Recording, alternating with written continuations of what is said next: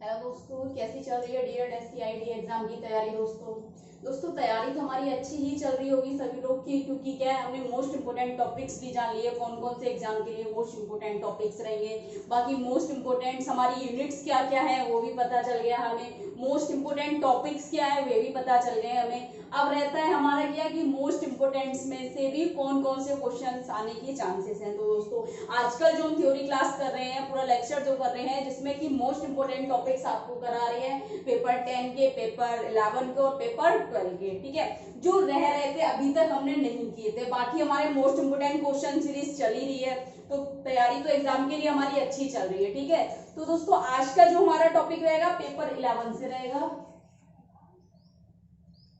Paper 11 से रहेगा। ठीक है, इसके लिए ये मोस्ट इंपोर्टेंट टॉपिक्स है आपका। देखिए 2 नंबर में ये टॉपिक मोस्ट इंपोर्टेंट है, 10 नंबर के लिए भी मोस्ट इंपोर्टेंट है, 5 नंबर के लिए भी मोस्ट इंपोर्टेंट है। कैसे? देखिए अगर 10 नंबर में आएगा तो आपको पूरा बताना होगा।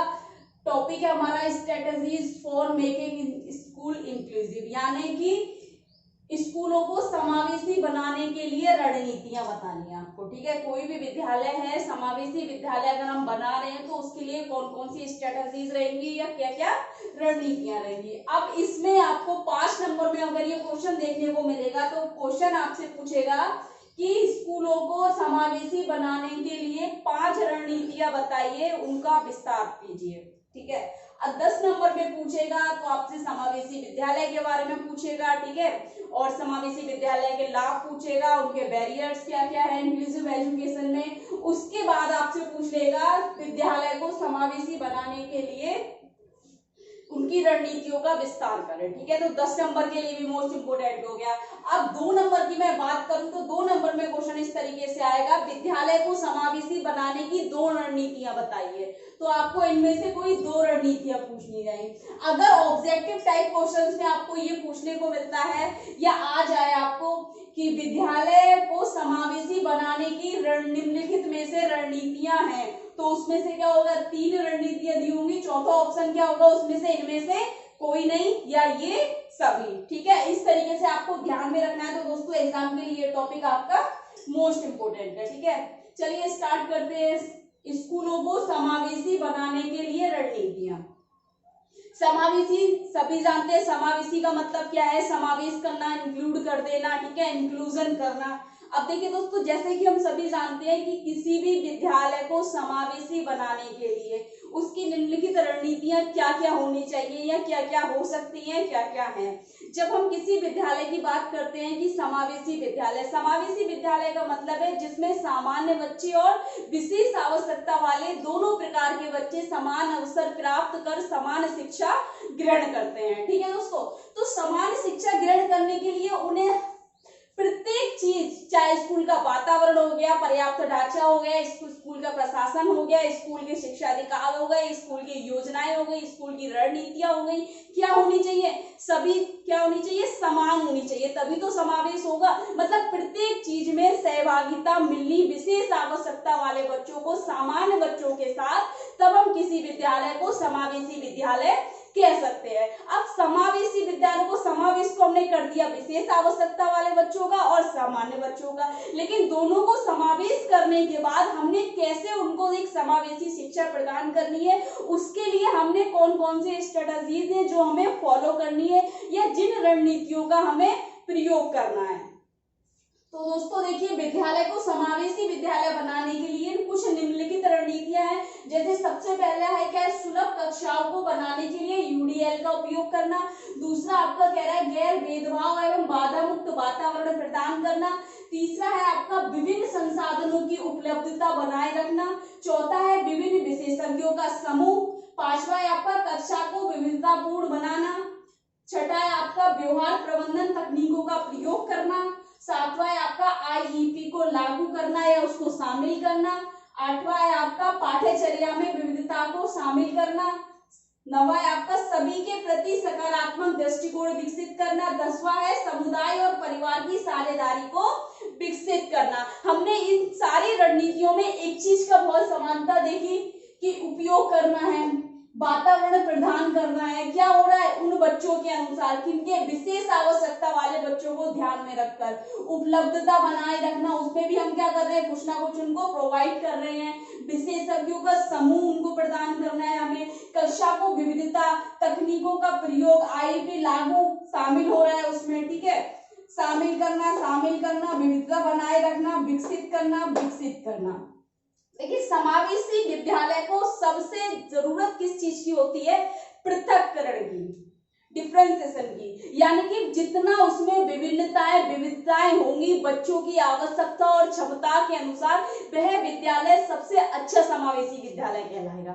अब इसमें हमने सारी रणनीतियों में क्या पढ़ा, एक तो विकसित किया जा रहा है, किसी न किसी कार्य को शामिल किया जा रहा है और लागू किया जा रहा है, ठीक है, और उपलब्धता दी जा रही है, प्रदान किया जा रहा है। तो सारी चीजों को क्या है, बच्चों की आवश्यकताओं और क्षमताओं को ध्यान में रखकर हम उन्हें क्या कर रहे हैं, बहुत सारी सुविधाएं प्रदान कर रहे हैं और समान शिक्षा अधिकार उनको दे रहे हैं, ठीक। सबसे पहले कह रहे हैं दोस्तों, सुलभ कक्षाओं को बनाने के लिए यूडीएल का उपयोग करना। सुलभ कक्षाओं के लिए मतलब है, सुलभ का मतलब है सभी के लिए अच्छा वातावरण, ठीक है। अब इसमें कह रहे हैं कक्षाओं को, यानी कि क्लास के लिए हम कैसे यूडीएल का उपयोग करेंगे। यूडीएल का मतलब है यूनिवर्सल डिजाइन फॉर लर्निंग, यानी कि यूनिवर्सल का मतलब होता है दोस्तों सार्वभौमिक, ठीक है, सभी जानते हैं सार्वभौमिक। डी का मतलब डिजाइन, डिजाइन का मतलब कोई संरचना, ठीक है, डिजाइन का अर्थ हो गया आपका संरचना।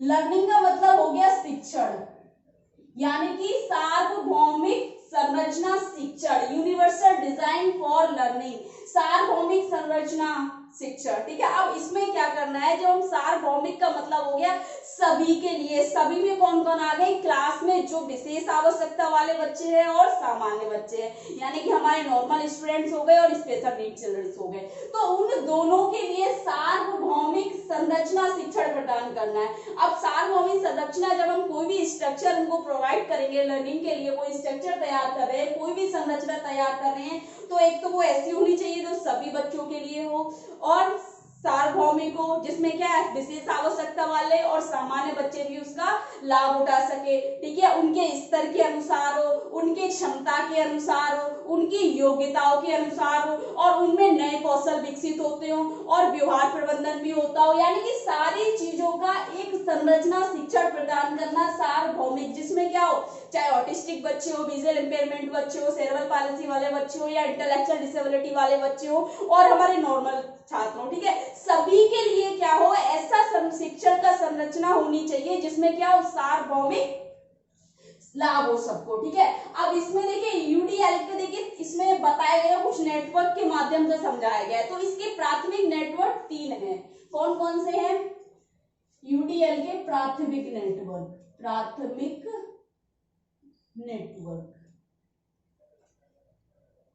ठीक है, कौन कौन सा है, पहला तो है दोस्तों मान्यता नेटवर्क,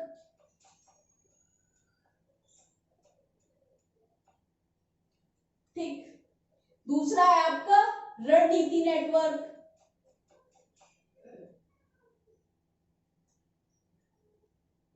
ठीक है, तीसरा है आपका प्रभावशाली नेटवर्क।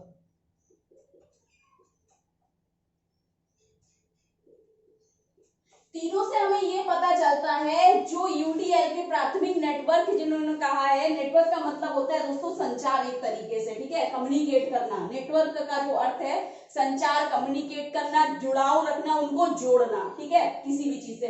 अब मान्यता का मतलब ये हो गया, कक्षाओं में सभी बच्चों के लिए शिक्षण मान्य होना चाहिए, ऐसा ना हो किसी एक के लिए अच्छा है और एक के लिए नहीं अच्छा है। अब विशेष आवश्यकता वाले बच्चों को तो बहुत अच्छा लाभ हो रहा है, लेकिन सामान्य बच्चों का कहीं ना कहीं गैप या नुकसान हो रहा है, तो ऐसा नहीं होना चाहिए, मान्यता नेटवर्क। दूसरा है रणनीतिक नेटवर्क, यानी कि आपकी टीचिंग की स्ट्रेटेजीज जो होंगी कक्षा में, वे कैसी होनी चाहिए, जुड़ाव होना चाहिए उन सभी का, ठीक है, सामान्य बच्चों से भी और विशेष आवश्यकता वाले बच्चों से भी। प्रभावशाली नेटवर्क मतलब है कि आपका क्लास का जो मैनेजमेंट या स्ट्रक्चर होगा इफेक्टिव होगा, जिसमें क्या हो, बच्चों के विकास पर उसका प्रभाव पड़े, ठीक है। अब इसकी यूडीएल के 3 सिद्धांतों के आधार पर हम क्या करेंगे, अपना शिक्षण का संरचना जो है बनाएंगे।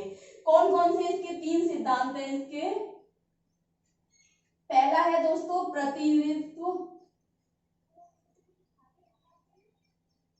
प्रतिनिधित्व का सिद्धांत, ठीक है। दूसरा है आपका क्रिया और अभिव्यक्ति का सिद्धांत, ठीक है। और तीसरा है आपका जुड़ाव, ठीक है। ये तीन सिद्धांत है। अब ये तीन सिद्धांत क्या कहते हैं, प्रतिनिधि यानी कि प्रत्येक के लिए, ठीक है। दूसरा आपका क्रिया और अभिव्यक्ति यानी कि कार्य के समय समान अवसर और समान अभिव्यक्ति का उनको मौका मिले, ठीक है। जुड़ाव क्या हो, एक दूसरे से कनेक्ट हो, चाहे वो क्रिया हो, कार्य हो, कार्यक्रम हो या किसी भी प्रकार का कोई भी कार्य चल रहा हो कक्षा में, क्या हो, एक दूसरे से कनेक्टेड होना चाहिए, ठीक। तो इन सभी के आधारों पर हम क्या करेंगे, एक सार्वभौमिक संरचना शिक्षण प्रदान करेंगे, ठीक है। सबसे पहले समावेशी में ये चीज आ गई, ठीक है। अब देखिए दोस्तों, दूसरा देखिए, गैर भेदभाव एवं बाधा मुक्त वातावरण प्रदान करना, यानी कि ये मोस्ट इंपोर्टेंट अगर हम बात करें महत्वपूर्ण रणनीति है एक विशेष आवश्यकता वाले बच्चों को एक समावेशी विद्यालय प्रदान करने के लिए। यानी कि जब तक वो विद्यालय का वातावरण अगर हमें बाधा मुक्त नहीं मिलेगा, बैरियर फ्री इन्वायरमेंट नहीं मिलेगा, तो बच्चे क्या करेंगे उसमें, जब स्पेशल नीड चिल्ड्रन जाएंगे उसमें, तो वे क्या करेंगे, अपने आप को वो हिडन महसूस करेंगे, क्योंकि क्या होगा, उनके अनुसार वो वातावरण नहीं है। तो दोस्तों जैसे कि हम सभी जानते हैं विभिन्न प्रकार की दिव्यांगताएं हैं, तो उन सभी के अनुसार उनकी आवश्यकता और क्षमता के अनुसार उन्हें बाधा मुक्त वातावरण दिया जाए, जिसमें क्लासेस हो गई, क्लासेस के दरवाजे हो गए, कक्षा के दरवाजे हो गए, ठीक है, रेलिंग हो गई, आपको रैंप का होना चाहिए उसमें, ठीक है, अडेप्टिव डोर्स हो गए उनके लिए, अडेप्टिव व्हील चेयर हो गई, ये सारी चीजें क्या उनके लिए बाधा मुक्त वातावरण। अगर हम बात करें एचआई वालों के लिए तो क्या कम्युनिकेशन बोर्ड होना चाहिए, ठीक है, उनको, और विजुअली सारी चीजें होनी चाहिए, और विजुअल इंपेयर्ड वालों बात करें तो टचेस बोर्ड होनी चाहिए, जिसमें क्या वो प्रत्येक वातावरण को देख सके या समझ सके, ठीक है। उसके बाद और कह रहे गैर भेदभाव। गैर भेदभाव का मतलब है कि सामान्य बच्चे जो हैं विशेष आवश्यकता वाले बच्चों के साथ किसी भी प्रकार का उनकी क्षमताओं को देखकर और उनकी दिव्यांगताओं को देखकर किसी भी प्रकार का वे भेदभाव ना करें। अब ये रूल्स फॉलो होता है हमारे प्रशासन एडमिनिस्ट्रेशन पे भी होता है, ठीक है, और टीचर एसोसिएशन भी होता है, यानी कि शिक्षक संघ भी उनके साथ कोई गैर भेदभाव ना करे, और हमारे कार्यकर्ता जो हो गए कोवर्कर्स हो गए उनके लिए भी ये चीज फॉलो होती है, और हमारे नॉर्मल स्टूडेंट के साथ कि वे किसी भी प्रकार का उस वातावरण में उन बच्चों के साथ कोई भी गैर भेदभाव ना करें, ठीक है। नेक्स्ट है दोस्तों विभिन्न संसाधनों की उपलब्धता बनाए रखना।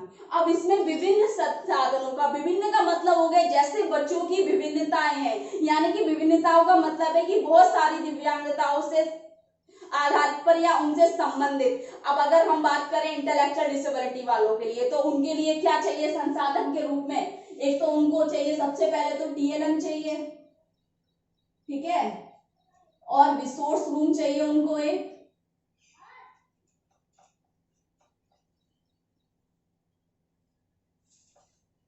रिसोर्स रूम हो गया, ठीक है, और क्या चाहिए उनको, विभिन्न प्रकार की चिकित्साएं हो गई, जैसे हमारा क्या क्या फिजियोथेरेपी हो गई, ऑक्यूपेशनल थेरेपी हो गई, ठीक है, स्पीच थेरेपी हो गई, ये सारी चीजें हो गई यहाँ पर, ठीक है। अगर मैं बात करूं हियरिंग इम्पेयर्ड वालों की, तो उनके लिए साइन लैंग्वेज के लिए क्लासेस, स्मार्ट क्लासेस चाहिए, कम्युनिकेशन बोर्ड्स चाहिए उनके लिए, ठीक है, ऑडियोज चाहिए उनके लिए, सारी चीजें, वीडियोज चाहिए उनके लिए, ठीक है।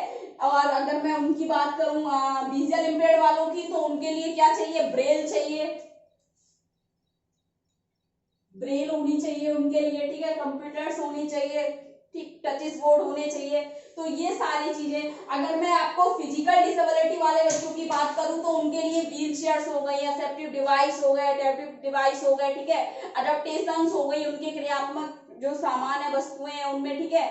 और अगर हम बात करें तो सहायक शिक्षण अधिगम के लिए सहायक शिक्षण सामग्री भी हो गई उनके लिए, ठीक है, अनुकूलित वातावरण के साथ संरचनात्मक उनकी और भी सारी चीजें आती हैं, जैसे उनके शारीरिक समस्या के अनुसार बहुत सारी चीजें, जैसे अगर हम बात करें स्प्लिंट्स हो गए, हेयरिंग एड्स वालों के लिए हेयरिंग एड्स हो गए, हेयरिंग इम्पेयर्ड वालों के लिए, तो ये सारी चीजें क्या होगी, विभिन्न संसाधनों की उपलब्धता के अंदर आएंगी। लाइब्रेरी हो गई बच्चों के लिए, स्मार्ट क्लासेस हो गए, ठीक है, म्यूजिक क्लास हो गया, थेरेपी क्लास हो गया, स्टिमुलेशन क्लासेस हो गए, ठीक है, ये सारी चीजें किसमें आ जाएंगी, विभिन्न संसाधनों की उपलब्धता में आ जाएंगी। कि किसी भी विद्यालय को अगर समावेशी विद्यालय के रणनीतियों में चुनाव करना है तो ये महत्वपूर्ण है कि बच्चों की क्षमता के अनुसार उनके पास उपलब्ध संसाधन होना जरूरी है।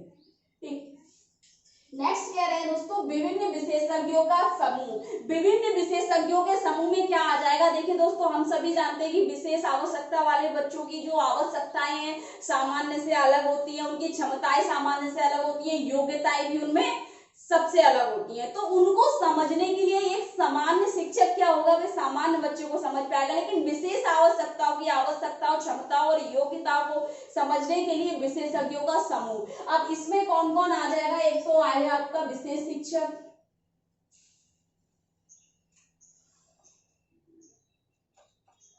विशेष शिक्षक हो गया आपका, ठीक है, विशेष शिक्षक। सबसे पहले विशेष शिक्षक, एक साइकोलॉजिस्ट हो गया, एक सोशल वर्कर हो गया, एक काउंसलर हो गया, स्पीच थेरेपिस्ट हो गया, ठीक है, ओटिस्ट हो गया, ठीक है, और अगर मैं बात करूं फिजियोथेरेपिस्ट हो गया और ऑडियोलॉजिस्ट हो गया, ठीक है, स्वर विशेषज्ञ, ठीक है। तो दोस्तों उसमें सारी चीजें आ जाएंगी आपके, ठीक है। तो विभिन्न विशेषज्ञों में आप में इसमें सारे टीम्स यानी कि हमारे जो विशेष आवश्यकता वाले बच्चों के साथ कार्य करती है वो सारी टीम इसमें आ जाएगी विभिन्न विशेषज्ञों की, ठीक है।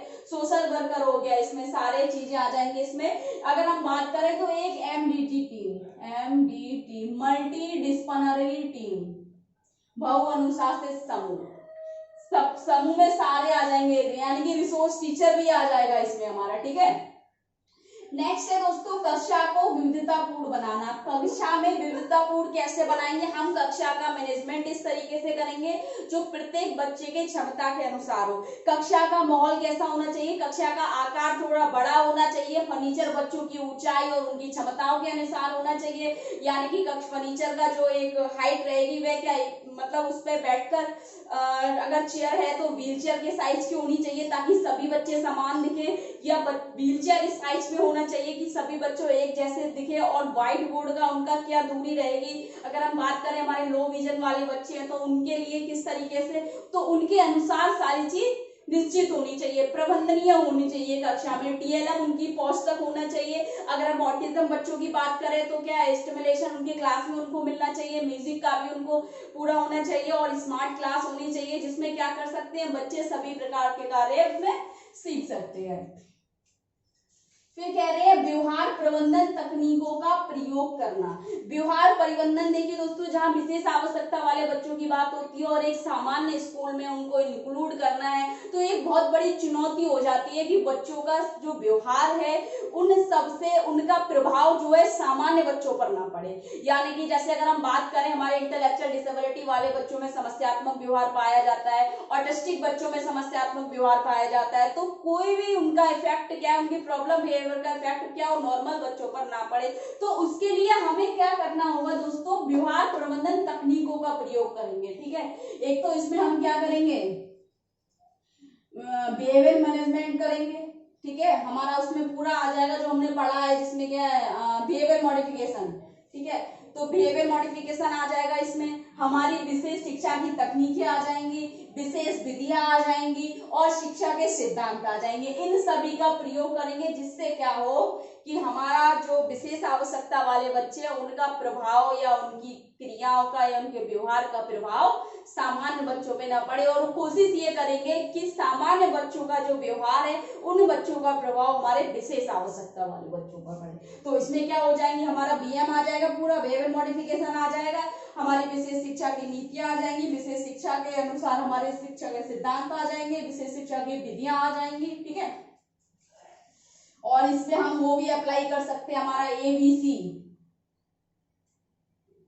कर सकते हैं इसमें, ठीक है, अप्लाइड बिहेवियर कॉन्सिक्वेंस, ठीक है, इस पे अप्लाई कर सकते हैं। एक और है, इसको याद नहीं आ रहा है, इसमें हम वो भी कर सकते हैं, ठीक है,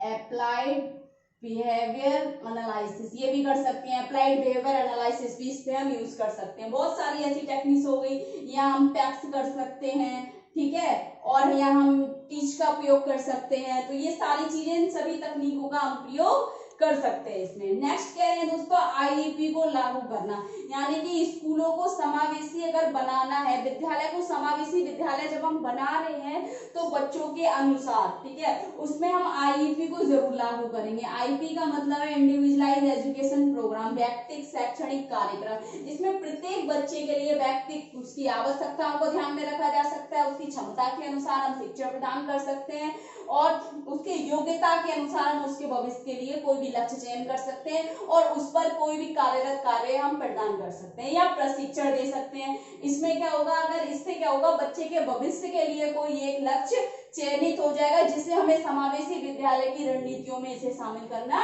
आवश्यक है। ठीक, नेक्स्ट कह रहे हैं पाठ्यचर्या में विविधता को शामिल करना। पाठ्यचर्या में विविधता को क्यों शामिल करना है, क्यों आवश्यक है? अब देखिए दोस्तों, इसमें किसी भी कक्षा में सामान्य बच्चे और विशेष आवश्यकता वाले बच्चे दोनों हैं, तो दोनों बच्चों को शिक्षा प्रदान करने के लिए, और हमने क्या करना है, एक ही कक्षा में एक ही पाठ्यक्रम से हमने क्या करना है, दोनों प्रकार के बच्चों को, सामान्य और विशेष आवश्यकता वाले बच्चों को कोई भी अगर विषय वस्तु पढ़ानी है या शिक्षण करना है, या हम उनको क्या शिक्षा प्रदान करेंगे, मतलब समान पाठ्यक्रम से, तो उसके लिए हमें पाठ्यक्रम को फ्लेक्सिबल बनाना होगा, मॉडिफाई करना होगा, अनुकूलित करना होगा, उसमें विविधताएं बढ़ानी पड़ेंगी ताकि समान पाठ्यक्रम का उपयोग हम विशेष आवश्यकता वाले बच्चे पर लागू कर सके और उसी से उनको शिक्षा प्रदान कर सके। तो पाठ्यचर्या में हमें विविधता को शामिल करना पड़ेगा। ठीक है, नेक्स्ट कह रहे हैं सभी के प्रति सकारात्मक दृष्टिकोण विकसित करना। सभी के प्रति यानी कि यहाँ पर हमारे कौन कौन आ गए, एक तो सबसे पहले आ गए हमारे विशेष आवश्यकता वाले बच्चे, ठीक है, विशेष आवश्यकता वाले बच्चे, ठीक है। दूसरे आगे हमारा शिक्षक संघ, शिक्षक संघ। तीसरा आगे हमारा प्रशासन, ठीक है। चौथा आ गया हमारा कार्यकर्ता, फिर आ गए हमारे सामान्य छात्र, फिर आ गए हमारे संसाधन, फिर आ गई हमारी योजनाएं, ठीक है। सभी के प्रति सकारात्मक दृष्टिकोण प्रदान करना, ठीक है। विशेष आवश्यकता वाले बच्चों के लिए क्या पॉजिटिव एटीट्यूड रखना है हमने, उनका हमारा दृष्टिकोण सकारात्मक होना चाहिए, ठीक है। हमारे देखने का नजरिया क्या होना चाहिए, सकारात्मक, यानी कि हम सकारात्मक पॉजिटिव एटीट्यूड या पॉजिटिव अगर हमारा रहेगा, उनके लिए हमारी थिंकिंग पॉजिटिव रहेगी, तो वे बच्चे भी क्या है, सुरक्षात्मक अपने आप को महसूस करेंगे, ठीक है, सुरक्षित महसूस करेंगे। शिक्षक संघ यानी कि जितने भी शिक्षक संघ है, या हम कह सकते हैं अपनी टीम है, इन लोगों का भी छात्रों के प्रति सकारात्मक दृष्टिकोण रहे। सेम प्रशासन की जो योजनाएं हैं, वे उनको बच्चों को क्या मिले, सकारात्मक रूप से सब मिलती रहे, उनका लाभ उठा सके। और जो विभिन्न कार्यकर्ता है, सहायक शिक्षक हम कह सकते हैं, उनका सकारात्मक दृष्टिकोण, सामान्य छात्रों का सकारात्मक दृष्टिकोण विशेष आवश्यकता वाले बच्चों के प्रति, और जो संसाधन है उनके लिए भी, ठीक है।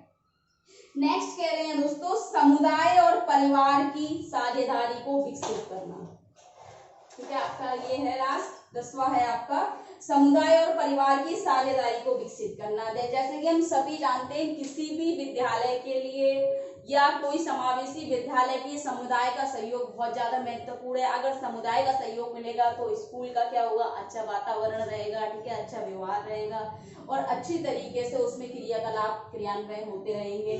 परिवार का अगर साझेदारी होगी तो परिवार की तरफ से क्या होगा, बच्चे को लाभ मिलेगा साझेदारी से, ठीक है। बच्चे के अधिगम प्रक्रिया को बढ़ावा मिलेगा और गेट टुगेदर करते रहेंगे, बच्चे की प्रगति अभिभावक समझ पाएंगे, बच्चे की योग्यता और रुचियों के अनुसार शिक्षक पाठ्यक्रम चयन कर पाएंगे, पाठ्य योजना बना पाएंगे। आईईपी में अगर शामिल करेंगे तो बच्चे की आवश्यकता अनुसार भविष्य के लिए लक्ष्य निर्धारित कर पाएंगे। अभिभावक क्या चाहते हैं, शिक्षक समझ पाएंगे, शिक्षक क्या करते हैं बच्चों के साथ, कैसे कार्य कर रहे हैं, उनका क्या शिक्षण ढांचा रहता है, या किस तरीके से वे एक अगर हम बात करें तो लर्निंग क्रिएशन रहता है, उनको किस तरीके से एक्टिविटी कराते हैं, कौन कौन से क्रियाकलाप बच्चे के लिए महत्वपूर्ण है करते हैं। तो ये सारी चीजों का बच्चों के माता पिता को पता चल पाएगा या अभिभावक को पता चल पाएगा, तो परिवार की साझेदारी होगी तो बच्चे की अधिगम प्रक्रिया में बढ़ोतरी होगी। ठीक है दोस्तों, तो ये हमारे कितने 10 पूरी नीतियां हैं 10 प्रकार की।